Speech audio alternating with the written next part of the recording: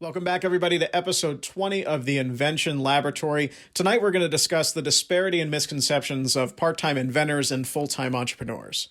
Steve Jobs once said in an interview, one of the things that really hurt Apple when he left was that John Scully got a very serious disease.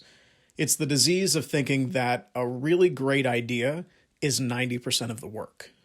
The problem with that is that there's a tremendous amount of craftsmanship in between a great idea and a great product. The creative process is an incredible journey. It's also a balancing act between your ego, your schedule, and your ambition. The technical and physical process of bringing a product to life weighs more on your ability to handle the unknowns than it does on your knowledge of the industry. You can purchase expertise. You can acquire knowledge or even delegate responsibilities to take care of the creation process. What you can't buy is your ability to master the internal game. In previous episodes, we've talked about perfecting your why. We've also helped you work on your elevator pitch so that when people ask you what you do for a living or what you're currently working on, you can answer them confidently. The life of a full-time entrepreneur is heavily dictated by small wins. If you've stepped away from your traditional 9 to 5 to work on your project, your metaphorical hill probably looks a little steeper than if you're still collecting steady paychecks. There are some inventors that never take the full plunge, and I think that's perfectly okay. But for the full-time entrepreneur, this really isn't an option. It muddies their presentation to the public, and it also clouds their judgment when they're taking some of those larger risks that others aren't comfortable with.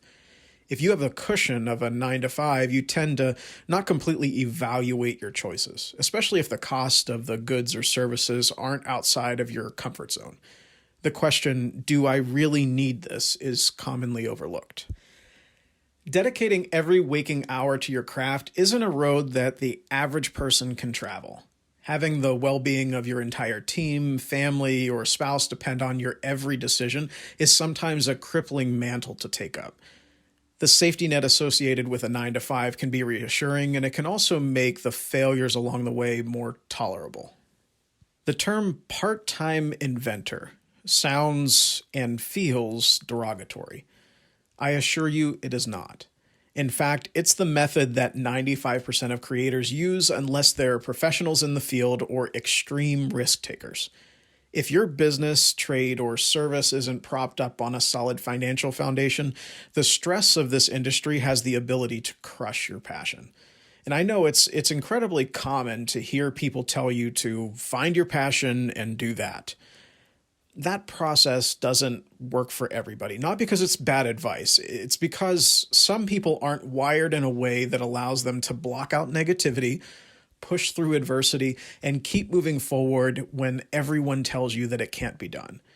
There are people in your social circle right now that would love nothing more than for you to give up on your dreams, just so that they can be justified and have you tell them that they were right. They need to validate their own decisions, and when your choices don't match their blueprint for your life, which is a crazy argument in and of itself, they'll do everything they can to bring things back to level. If you're lucky enough to spot these people in your life, they can be family, friends, coworkers, even your significant other. Do everything you can to cut that person off, or at the very least, limit your exposure to them. Remember the adage that being someone's family doesn't guarantee you access to their life. I know many people, myself included, that have had to increase privacy settings or even block family members because of toxic relationships associated with social media and a lack of context. The only thing that you can control is who you have around you and how you react to their input. Just something to keep in mind. If you need a refresher on building a support system, episode 2 is a really good place to start. So why am I telling you this? The common misconception is that you have to be one or the other, a part-time inventor or a full-time entrepreneur. These aren't polarizing agendas. They're both part of your invention journey, and everyone's goal is to figure out which model best suits their needs. Some people are incredible managers and leaders, in which their process would benefit most from a team that's comprised of people that have excessive skills in research, development, licensing, supply chain management, distribution, accounting, legal, anything. Even though these disciplines apply to every creator, the amount of involvement in each depends on the model you choose to adopt. Are you creatively driven or are you process driven? Do you thrive on building businesses or do you excel in the idea department? You have to do both no matter what, but this distinction will allow you to know where you need to hire help and delegate responsibilities. It would be foolish to suggest that you spend your days staring at spreadsheets if you're a digital designer. Why would you spend your day painting if marketing and sales is the reason you pop out of bed every day? If you've ever been the person to say out loud, if somebody likes my idea, they'll just pay me for it. If you've ever made the same mistakes as John Scully in the early years at Apple, you need to find yourself a Steve Jobs to manage and delegate the rest of the process. Remember the quote, there's a tremendous amount of craftsmanship in between a great idea and a great product. You have to be a little bit of both, a part-time inventor and a full-time entrepreneur.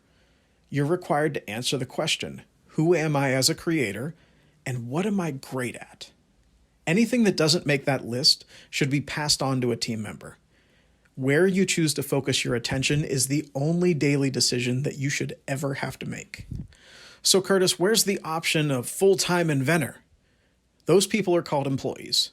They usually work in the R&D department of a large corporation building other people's products and dreams, using company money, machinery, and resources.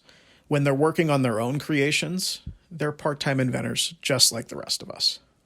Thanks for tuning in to episode 20, and as always, reach out to me with any questions you'd like to have answered in future episodes. Until next time, take care.